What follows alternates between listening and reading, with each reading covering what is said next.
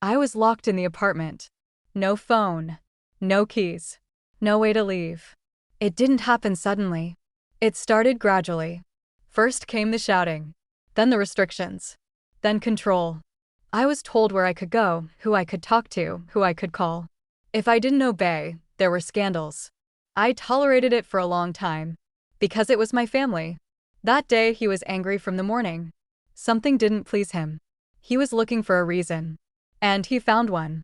He said I was speaking to him disrespectfully. That I didn't respect him. He started shouting. I stayed silent. I already knew that any word would make it worse. He demanded the phone.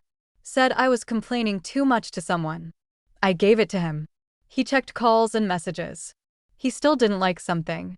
He said, "You are not going anywhere today." I thought it was just words. But he took the keys, got dressed, left, and locked the door from the outside. I heard the key turn. I was alone. At first, I stood in the hallway and looked at the door. I couldn't believe it was real. I expected him to return in a minute. He didn't. I went to the kitchen, then to the room, then back to the door. I tried to open it, impossible. There was no phone. Not even an old button phone. Nothing. I went to the window. It wasn't the first floor. Shouting was scary. I was afraid it would get worse when he came back. I sat down. Hour after hour passed. I needed the bathroom, food, water. But most of all, I wanted it to end. I thought, why? I hadn't done anything. A few hours later, panic set in. I walked around the apartment. I looked for any way to call. Nothing. I listened to every sound in the hallway. Footsteps. Elevator. Neighbor doors. I ran to the door every time. Not for me. I imagined what would happen when he returned. What mood he would be in. Would he shout again? Or worse? I realized I was not a person here. I was an object. When it got dark, it got even scarier. The apartment seemed smaller. I didn't turn on the lights for a long time. I just sat. He returned late. Opened the door calmly. As if nothing had happened. He said, "Did you think?" I didn't immediately understand what he meant. Then he said I would obey now. Otherwise, it would be the same again. I nodded. I was afraid he would leave again and lock me again. He didn't give back the phone immediately. He said he would check it now. If I told anyone, it would be worse. I stayed silent. I lay down to sleep, but didn't sleep. I stared at the ceiling and realized tomorrow could happen again.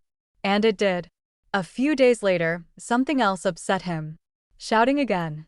Accusations again. And again he took the phone and the keys. This time I cried. I begged him not to do it. I said I was scared. He didn't care. The door closed again. I started losing track of time. I didn't know what hour it was. I waited. I tried to knock on the radiators. Quietly. Hoping someone would hear. But no one came. I drank tap water. Hardly ate. My throat was tight. I thought if something happened to me, no one would find out. When he returned, I was already sitting by the door. He talked again about respect. That I should be grateful. That without him, I was nothing. I listened and realized this could never end.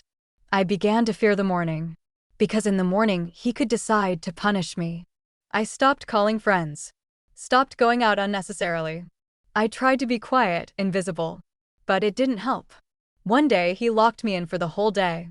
Without warning. I woke up, he was already gone. The phone too. I went to the door and understood immediately. I sat on the floor. I didn't cry anymore. I just sat. I remembered my life. Work. People. And I couldn't believe it had come to this. When he returned, I said I would leave. He laughed. Said, "Where would you go?" I didn't know where. But I knew if I stayed, one day I simply wouldn't survive. I started looking for help. Quietly. Carefully. When he was in a good mood, I asked for a phone and called those I trusted. Briefly. Without details. No one believed me at first. Because outwardly, he seemed normal. At home, he locked the door. Over time, I managed to leave. Not easily. With a scandal. With threats. But I left. And now, whenever I hear someone turn a key in a door, I tense up. Because I remember what it's like to be locked in my own home with no right to even make a call.